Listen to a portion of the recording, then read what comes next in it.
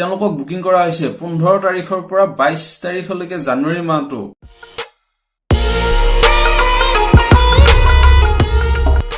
অযোধ্যা যোৱাটো ইমান সহজ কৰি দিলে, লাগিলে আপুনি বাছেৰে যাওক, ট্ৰেইনেৰে যাওক, এৰোপ্লেনেৰে যাওক আৰু অযোধ্যা সম্পূৰ্ণ বিনামূলীয়াকৈ যাওক। থকা খোৱাৰ এনেকুৱা ব্যৱস্থা আছে যে একে আচৰিত। আৰু তাত সেৱা শুশ্ৰূষা একদম ধাচু বনাইছে ভাই। আপুনি দেশৰ যিকোনো প্ৰান্তৰ পৰা যাওক, ট্ৰেইনেৰে গৈছে, বাছ চৰকাৰী বাছ আহি আপোনাৰ ট্ৰেইন ষ্টেচনত হাজিৰ হবহি। আপুনি বিশ্বাসেই নকৰিব চৰকাৰী বাছে যে আপোনাক নিবৰ কাৰণে, আপোনাক আদৰিবৰ কাৰণে ৰখি থাকিব। বিনামূলীয়াকৈ কেনেকে যাব কৈ আছো। এটা সময় আছিল যেতিয়া মানুহে কৈছিল চাওক গণতন্ত্ৰৰ দান, বন্দী হৈ আছে ভগৱান, ৰামলালা আমি আহিম, মন্দিৰ তাতেই বনাম। সেই সময় আহি গল। 20ৰ পৰা 30 তাৰিখৰ ভিতৰত অযোধ্যা নাযাব। যোগী আদিত্যনাথে মানা কৰিছে। আগতে অযোধ্যা ধামলৈ খুব কম ট্ৰেইন চলিছিলে। 30 ডিচেম্বৰত প্ৰধানমন্ত্ৰী মোদী ডাঙৰীয়াই বন্দে ভাৰত এক্সপ্ৰেছ উদ্ঘাটন কৰিলে আৰু 100খন ট্ৰেইন চলিব অযোধ্যালৈ। দিল্লীৰ আনন্দ বিহাৰ টাৰ্মিনেলৰ পৰা অযোধ্যা ধাম পাবগৈ 2:35 আৰু 3:15 ৰিটাৰ্ণ টু দিল্লী। আৰু ডাইৰেক্ট অসমৰ পৰা অযোধ্যালৈকে 3খন ট্ৰেইন আছে। আপোনালোকে জানেই প্ৰধানমন্ত্ৰী মোদী ডাঙৰীয়াই অযোধ্যাত এয়াৰপৰ্টো নিৰ্মাণ কৰিলে, মহৰ্ষি বাল্মীকি ইণ্টাৰনেশ্যনেল এয়াৰপৰ্ট।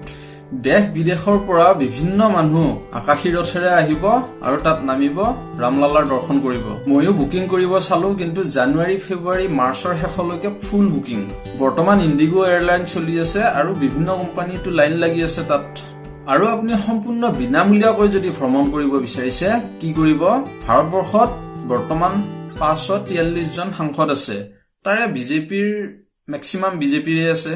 তেওঁলোকক কোৱা হৈছে কমচে কম 5,000 মানুহৰ লিষ্ট বনাওক আৰু তেওঁলোকক অযোধ্যাৰ ৰাম মন্দিৰ ভ্ৰমণ কৰাওক। একদম সম্পূৰ্ণ বিনামূলীয়াকৈ চৰকাৰী খৰচত। প্ৰতিটো বিধানসভা সমষ্টিৰ পৰা 1,000-1,500 মানুহ। এজন সাংসদৰ আণ্ডাৰত 4-5টা সমষ্টি থাকে।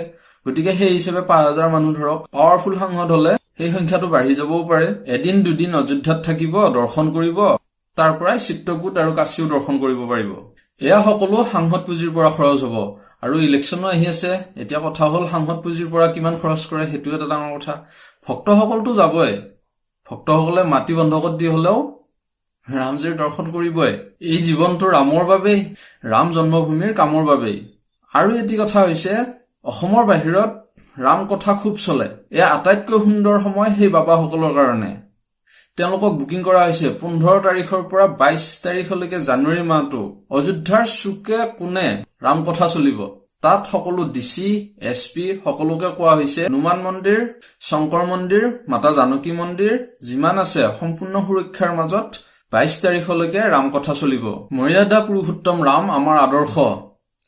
আমাৰ দুখৰ বিষয় যে আমাৰ স্কুলৰ কিতাপত ভাৰতবৰ্ষৰ হিষ্ট্ৰীত মোগলৰ হিষ্ট্ৰী পঢ়ুৱা হৈছিলে, তাতো 4জন ভায়েক আছিলে।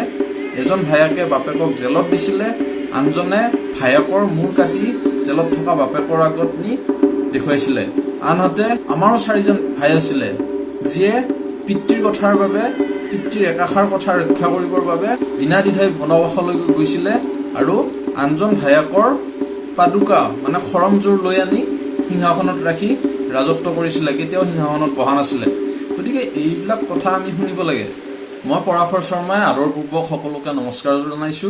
আৰু প্ৰধানমন্ত্ৰী মোদী ডাঙৰীয়াই অযোধ্যাত ইণ্টাৰনেশ্যনেল এয়াৰপৰ্ট উদ্ঘাটন কৰিছে, ৰেলৱে ষ্টেচন উদ্ঘাটন কৰিছে, একদম ৱৰ্ল্ড ক্লাছ।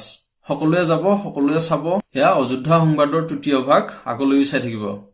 নমস্কাৰ।